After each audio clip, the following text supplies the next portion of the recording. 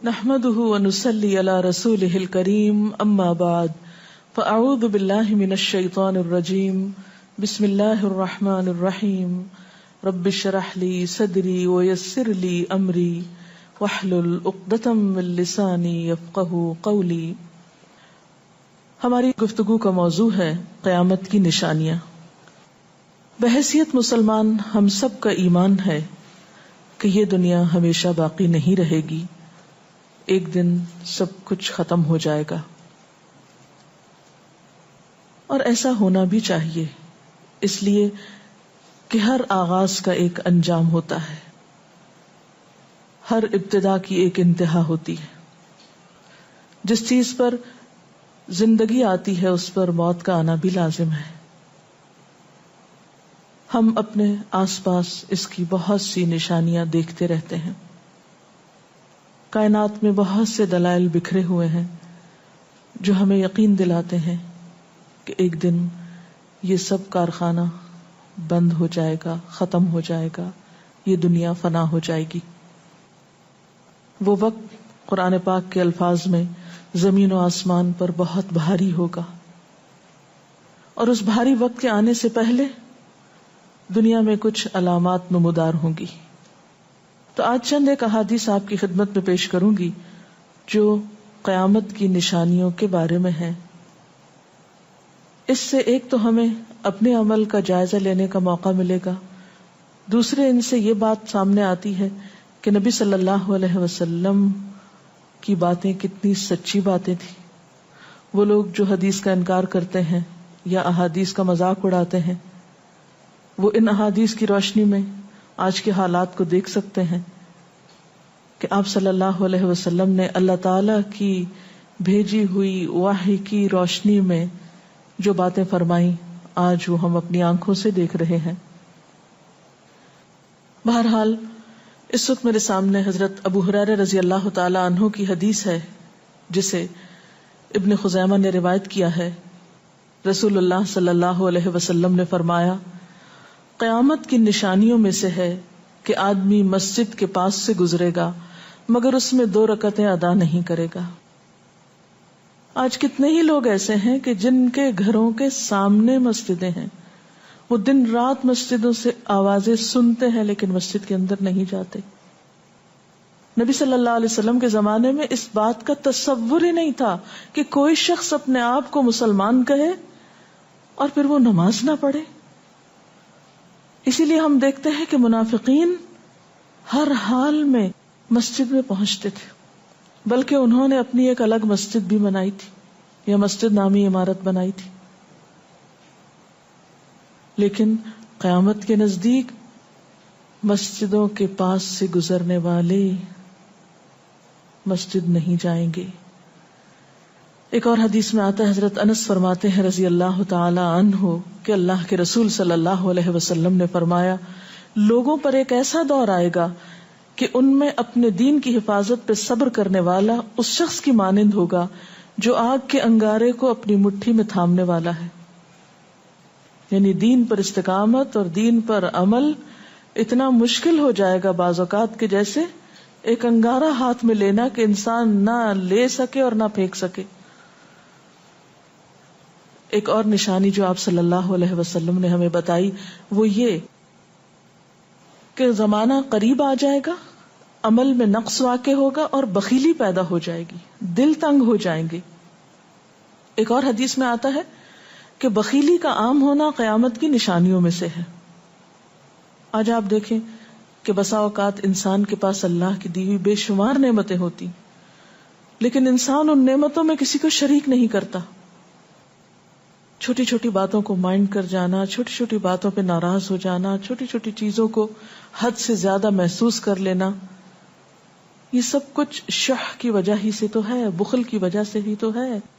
بخل صرف مال میں نہیں ہوتا، بخل تمام نعمتوں میں ہوتا ہے اگر ان میں اللہ کے دوسرے بندوں کو بطور شکر کے شریک نہ کیا جائے. ایک اور حدیث میں آتا ہے، مجموع الزوائد میں یہ حدیث روایت ہوئی ہے، رسول اللہ صلی اللہ علیہ وسلم نے فرمایا کہ لوگ سخت اور بخیل ہو جائیں گے، یعنی ان کے دل سخت ہو جائیں گے اور ان کے اندر بخل عام ہو جائے گا. ایک اور نشانی قیامت کی آپ صلی اللہ علیہ وسلم نے یہ بتائی کہ مساجد میں زیب و زینت بہت ہوگی، یعنی نمازی تو کم ہوں گے لیکن مسجدیں سجائی بہت جائیں گی. حضرت انس بن مالک کی روایت ہے، مسند احمد نے اس کو روایت کیا ہے، رسول اللہ صلی اللہ علیہ وسلم نے فرمایا قیامت قائم نہیں ہوگی یہاں تک کہ لوگ مسجدوں میں فخر و مباحات کریں گے، یعنی مسجد کے بنانے میں، اس کے سجانے میں، اس کی آرائش میں ایک دوسرے کا مقابلہ کرنے لگیں گے. ایک اور حدیث میں آتا ہے کہ قیامت کی علامات میں سے ہے کہ لوگ مسجدوں کو سجایا کریں گے، یعنی اللہ تعالیٰ کو نماز پڑھ کے خوش کرنے کی بجائے مسجد بنا کے سجا کے خوش کرنے کی کوشش ہوگی. حضرت ابو الدرداء سے روایت ہے کہ جب تم لوگ مسجدوں کو سجانے لگو، قرآن کو مزین کرنے لگو تو تمہاری بربادی ہے، کیونکہ قرآن پاک پڑھنے کے لیے آئے، محض سجانے کے لیے نہیں. آج آپ دیکھیں کہ بسا اوقات ہم اسے پڑھتے کم ہیں، سمجھتے کم ہیں، اس کے مطابق زندگی نہیں بسر کرتے، لیکن خوبصورت انداز میں سنہری الفاظ میں لکھوا کر گھروں میں سجا دیتے ہیں. تو قرآن پاک سجانے کے لیے نہیں آیا، وہ تو ہدی للناس ہے، ساری انسانیت کی ہدایت کے لیے آیا ہے، لیکن ہم نے اس کا بس اتنا ہی فائدہ اٹھایا کہ اسے خوبصورت انداز میں لکھ کے تاکوں میں سجا دیا. اسی طرح ایک اور نشانی کہ انسان حلال حرام کی پرواہ نہیں کرے گا. رسول اللہ صلی اللہ علیہ وسلم نے فرمایا، صحیح بخاری کی روایت ہے، لوگوں پہ ایسا وقت ضرور آنے والا ہے کہ آدمی اس بات کی بالکل فکر نہیں کرے گا کہ جو مال اس نے حاصل کیا ہے وہ حلال ہے یا حرام ہے، یعنی کس ذریعے سے حاصل کیا ہے. ایک اور حدیث میں آتا ہے کہ قیامت سے پہلے سود پھیل جائے گا. ایک اور روایت میں آتا ہے کہ ہر شخص تک اس کا کچھ نہ کچھ غبار پہنچے گا، یعنی کچھ لوگ تو براہ راست اس میں انوالو ہوں گے اور کچھ لوگ انڈائریکٹلی اس سے متاثر ہوں گے. اسی طرح قیامت کی نشانیوں میں سے ایک اور نشانی دیگر امتوں کی مشابہت اور تقلید ہوگی. حضرت ابو سعید رضی اللہ تعالی عنہ سے روایت ہے، رسول اللہ صلی اللہ علیہ وسلم نے فرمایا، تم اپنی سابقہ امتوں کی ایک ایک بالشت اور ایک ایک گز میں اتباع کرو گے، یعنی چھوٹے سے چھوٹے معاملے میں اور بڑے سے بڑے معاملے میں ان کی پیروی کرو گے، حتیٰ کہ اگر وہ کسی سانڈے کے سوراخ میں داخل ہوئے ہوں گے، یعنی گوہ کے سوراخ میں، تو تم بھی ان کی پیروی کرو گے، اس سوراخ میں بھی گھسو گے. ہم نے پوچھا، یا رسول اللہ صلی اللہ علیہ وسلم، کیا آپ کی مراد یہود و نصارہ ہیں؟ فرمایا، پھر اور کون؟ اور آج ہم مسلمان دیکھ سکتے ہیں کہ ہم کس کی پیروی کر رہے ہیں، کتاب اللہ اور سنت رسول اللہ صلی اللہ علیہ وسلم کی یا کسی اور کی. قیامت کی نشانیوں میں سے ایک نشانی زلزلے بکثرت آئیں گے.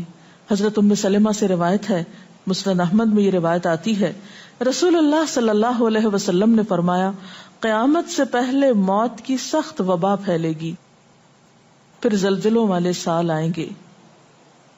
ایک اور روایت میں آتا ہے، قیامت کی نشانیوں میں سے ہے کہ ناگہانی موت کثرت کے ساتھ ہوگی، یعنی اچانک ڈیتھ، یکا یک بیٹھے بیٹھے فوت ہو گئے. امام بخاری نے اس حدیث پر کچھ شعر بھی لکھے ہیں جن کا ترجمہ ہے، فارغ وقت کو غنیمت سمجھ کر کچھ رکوع کر لو، یعنی فارغ بیٹھنے سے بہتر ہے کچھ نوافل پڑھ لو، قریب ہے کہ تیری موت اچانک واقع ہو.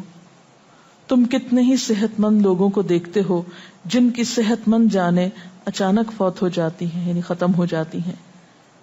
حافظ ابن حجر عسقلانی جنہوں نے بخاری کی شرح لکھی ہے فتح الباری، وہ کہتے ہیں یہ عجیب اتفاق ہے کہ امام بخاری خود بھی اسی طرح اچانک فوت ہوئے تھے. یعنی اچانک موت جو ہے وہ کسی پر بھی آ سکتی ہے، کوئی نیک ہو یا بد ہو. ہم یہ نہیں کہہ سکتے کہ ہم بہت نیک ہیں یا ہم بڑے اچھے کام کرتے ہیں تو ہمارے ساتھ یہ معاملہ نہیں ہو سکتا، یہ کسی کے ساتھ بھی ہو سکتا ہے. اس لیے جو وقت آج ہمیں حاصل ہے، جو لمحات آج ہمیں ملے ہیں، ان کو غنیمت سمجھیں اور نیکی کے کام میں پیچھے نہ رہیں. پھر قیامت کی نشانیوں میں سے ایک نشانی یہ بھی بتائی گئی کہ لوگ جان پہچان والوں کو بس سلام کریں گے. عامر بن اسود فرماتے ہیں رضی اللہ تعالی عنہ کہ ہم حضرت عبداللہ بن مسعود کے ساتھ ایک مسجد میں گئے تو جماعت کھڑی تھی، پھر لوگوں نے رکوع کیا اور ہم بھی رکوع کرتے ہوئے ساتھ شامل ہو گئے۔ اتنے میں ایک آدمی آیا اور کہنے لگا، ابو عبد الرحمن، یہ عبداللہ بن مسعود کی کنیت ہے، آپ کو سلام۔ عبداللہ بن مسعود نے حالت رکوع ہی میں فرمایا، اللہ اور اس کے رسول صلی اللہ علیہ وسلم نے سچ کہا تھا۔ نماز کے اختتام پر کچھ لوگوں نے آپ سے پوچھا کہ آپ نے فلاں شخص کے سلام پر یہ کیوں کہا کہ صدق اللہ و رسول، اللہ اور اس کے رسول صلی اللہ علیہ وسلم نے سچ کہا۔ ابن مسعود نے فرمایا، میں نے نبی صلی اللہ علیہ وسلم سے سنا کہ قیامت کی نشانیوں میں سے ہے کہ سلام صرف پہچان والوں کو کیا جائے گا۔ یعنی آپ کسی مجلس میں جاتے ہیں، مسنون طریقہ کیا ہے؟ اگر آپ کسی گیدرنگ میں جائیں، سب کو بیک وقت السلام علیکم کہیں، لیکن بہت دفعہ آپ نے دیکھا ہوگا کہ لوگ آتے ہیں، سب کو نہیں پوچھتے، ان میں سے جو جان پہچان والا ہوتا ہے اس کا نام لے کر بس سلام کرتے ہیں۔ پھر اسی طرح ایک اور نشانی یہ کہ لوگ دعا اور طہارت میں زیادتی کریں گے۔ حضرت سعد رضی اللہ تعالی عنہ سے روایت ہے، انہوں نے سنا کہ ان کا بیٹا اس طرح دعا کر رہا ہے، یا اللہ میں تجھ سے جنت کا سوال کرتا ہوں، اس کی نعمتوں کا سوال کرتا ہوں، اس کی رونقوں اور تر و تازگیوں کا سوال کرتا ہوں، وغیرہ وغیرہ، اور میں آگ سے تیری پناہ مانگتا ہوں، اس کی زنجیروں سے اور طوقوں سے پناہ مانگتا ہوں۔ تو حضرت سعد نے فرمایا، تم نے اللہ تعالیٰ سے خیر کثیر کا سوال کیا ہے اور ضرر کثیر سے پناہ مانگی ہے، جبکہ میں نے رسول اللہ صلی اللہ علیہ وسلم سے سنا کہ ان قریب ایسے لوگ ہوں گے جو دعا میں زیادتی کریں گے۔ یعنی صرف یہ کہہ دینا کافی ہے کہ اللہ تو ہمیں جنت عطا فرما اور دوزخ سے بچا، اس کی بہت تفصیلات میں جانے کی ضرورت نہیں۔ جب جنت میں داخل ہو گئے تو سب کچھ نصیب ہو گیا، اور جب جہنم سے بچ گئے تو سب سے بچت ہو گئی۔ پھر آپ نے یہ آیت پڑھی، اپنے رب سے عاجزی سے دعا مانگو، یقیناً وہ زیادتی کرنے والوں کو پسند نہیں کرتا۔ یعنی دعاؤں میں زیادتی اور اس قسم کی تفصیلات یہ پسندیدہ نہیں ہے۔ تمہیں یہی کافی تھا کہ تم یوں کہتے، یا اللہ میں تجھ سے جنت اور ہر اس قول و عمل کا سوال کرتا ہوں جو جنت کے قریب کر دے، اور میں تیری پناہ چاہتا ہوں جہنم سے اور ہر اس قول و عمل سے جو جہنم کے قریب کرے۔ تو اتنا کہنا کافی تھا۔ پھر قیامت کی نشانیوں میں سے ایک نشانی آپ صلی اللہ علیہ وسلم نے یہ بھی بتائی کہ نااہل حاکم مقرر کیے جائیں گے۔ حضرت ابو ہریرہ سے روایت ہے کہ قیامت کی نشانیوں میں سے ہے کہ ذلیل اور کمینے لوگ نیک شریف لوگوں پر غالب ہو جائیں گے۔ کیوں ابن مسعود، کیا تم نے بھی یہ بات میرے محبوب صلی اللہ علیہ وسلم سے سنی ہے؟ ابن مسعود نے فرمایا، ہاں رب کعبہ کی قسم۔ حضرت حذیفہ سے روایت ہے کہ قیامت اس وقت تک قائم نہ ہوگی جب تک کہ تم اپنے امام کو قتل نہ کرو گے، یعنی لوگ اپنے حاکموں کو مارنے لگیں گے اور اپنی تلواروں کے ساتھ آپس میں ہی لڑائی کرو گے، علاوہ ازیں تم میں سے بدترین لوگ تمہاری دنیا کے وارث ہو جائیں گے۔ اسی طرح قیامت کی نشانیوں میں سے ایک نشانی یہ بھی ہے، حضرت عبداللہ بن مسعود سے مروی ہے کہ رسول اللہ صلی اللہ علیہ وسلم نے فرمایا، قیامت کے قریب صرف مخصوص لوگوں کو سلام کیا جائے گا۔ تجارت اس قدر پھیل جائے گی کہ عورت تجارت میں اپنے خاوند کا ہاتھ بٹائے گی، یعنی اتنا بزنس ہوگا کہ مرد سے اکیلے نہیں سنبھالا جائے گا، عورتیں اس میں شریک ہوں گی۔ رشتہ داری توڑی جائے گی، یعنی مال کثرت سے ہونے کے باوجود رشتہ داروں کا خیال نہیں رکھا جائے گا۔ جھوٹی گواہی دی جائے گی، حق چھپایا جائے گا، اور قلم کا ظہور ہو جائے گا، یعنی نشر و اشاعت خوب ہوگی، خوب لکھا جائے گا۔ ایک اور روایت میں آتا ہے کہ وقت مختصر ہو جائے گا۔ آج آپ دیکھیے ہر شخص وقت کی کمی کی شکایت کرتا ہے۔ حضرت ابو ہریرہ رضی اللہ تعالیٰ عنہ سے روایت ہے، رسول اللہ صلی اللہ علیہ وسلم نے فرمایا، قیامت قائم ہونے سے پہلے یہ نشانی ظاہر ہوگی کہ زمانہ قریب آ جائے گا، یتقارب الزمان، سال مہینے کی طرح، مہینہ ہفتے کی طرح، ہفتہ دن کی طرح، اور ایک دن ایک گھنٹے کی طرح، اور ایک گھنٹہ آگ کے شعلے کی طرح تیزی سے گزرنے والا ہو جائے گا۔ اور آج آپ دیکھیے کہ اللہ کے رسول صلی اللہ علیہ وسلم کی یہ بات کتنی سچ معلوم ہوتی ہے کہ ہر شخص وقت کی کمی کا شکار ہے، اور پتہ ہی نہیں چلتا ہفتہ گزر گیا، پتہ ہی نہیں چلتا مہینہ گزر گیا، پتہ ہی نہیں چلتا سال گزر گیا، پتہ ہی نہیں چلتا اتنی عمر گزر گئی، کل کی بات لگتی ہے.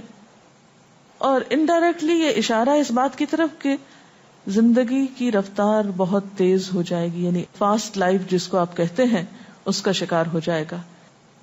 ایک اور روایت میں آتا ہے کہ دنیا محبوب ہو جائے گی، موت سے نفرت ہو جائے گی.